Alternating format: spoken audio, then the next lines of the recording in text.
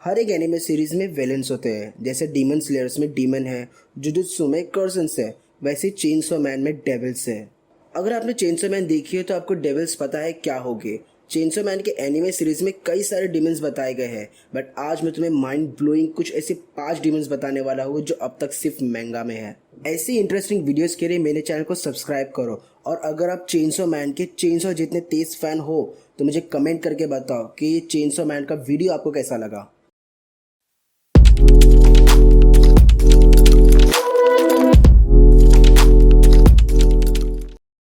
अगर आपने chainsaw man देखी है तो आपको पता होगा कि सारे इंसान डेविल से डरते हैं। डर जितना ज़्यादा होगा डेविल उतना पावरफुल होगा। उसी पे बेस है ये डार्कनेस डेविल। ये डेविल हेल में पाया जाता है। ये गॉड लेवल का डेविल है क्योंकि इसने अब तक डेथ को टेस्ट नहीं किया है। ये डेविल को चेनसो मैन के मैंगा चैप्टर 64 में बताया गया है। ये अकेले डेविल ने डेंजी और उसकी पूरी टीम पर भारी पड़ चुका था। ये डेविल की पावर्स की बात करें तो ये टेलीपोर्ट हो सकता है, डार्कनेस में फेरबदल कर सकता है, ये अपने अपोनेंट के ऊपर काफ़ी ज़्यादा प्रेशर क्रिएट कर सकता है। इसकी पूरी तरीके से ताकत रिवील नहीं की गई है। दूसरा है हेल डेविल। हर किसी को मरने के बाद हेल में जाने का डर होता है। वहाँ पे डेविल्स भी होंगे।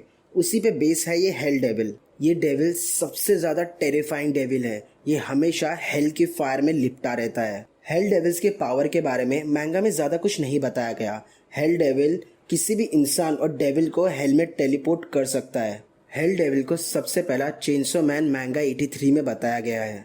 तीसरा है कॉस्मोस डेविल। सोचो, अगर तुम्हारे पास यूनिवर्स की सारी नॉलेज आ जाए तो ये डेविल उसी पे बेस है। इस डेविल के पास यूनिवर्स की सारी नॉलेज है और वो सारी नॉलेज एक अलग डायमेंशन में रखता है। मुझे कमेंट करके बताओ कि डेंजी को कितना पावरफुल होना होगा इतने ज़्यादा स्मार्ट डेविल को हराने के लिए। इतनी ज़्यादा नॉलेज होने की वजह से कॉस्मोस डेविल सिर्फ एक ही वर्ड बोल सकता है, वो है हैलोवीन। और सिर्फ हैलोवीन ही क्यों ये नहीं पता।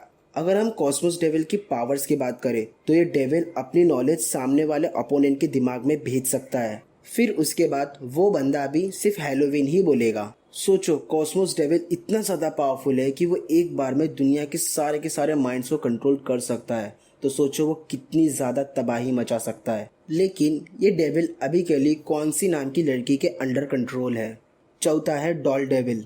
अगर तुम एक नॉलेजेबल डेविल को इतना ज़्यादा डेंजरस समझ सकते हो तो सोचो एक डेविल जिसके पास नॉलेज है और साथ ही साथ कई सारे हथियार, उसे क्या कहोगे। ये है एक डॉल डेविल। इस डॉल डेविल की पावर का छोटा सा नमूना मैंगा चैप्टर 59 में दिखाया गया है। ये डॉल डेविल इंसानों को जस्ट छू कर उन्हें डॉल में कन्वर्ट कर सकती है और उसकी आर्मी क्रिएट कर सकती है। ज़रूरी नहीं डॉल बनाने के लिए डॉल डेविल ही इंसानों को छुए। अगर उसके किसी डॉल ने किसी इंसान को छुआ तो भी वो डॉल बन जाएगा।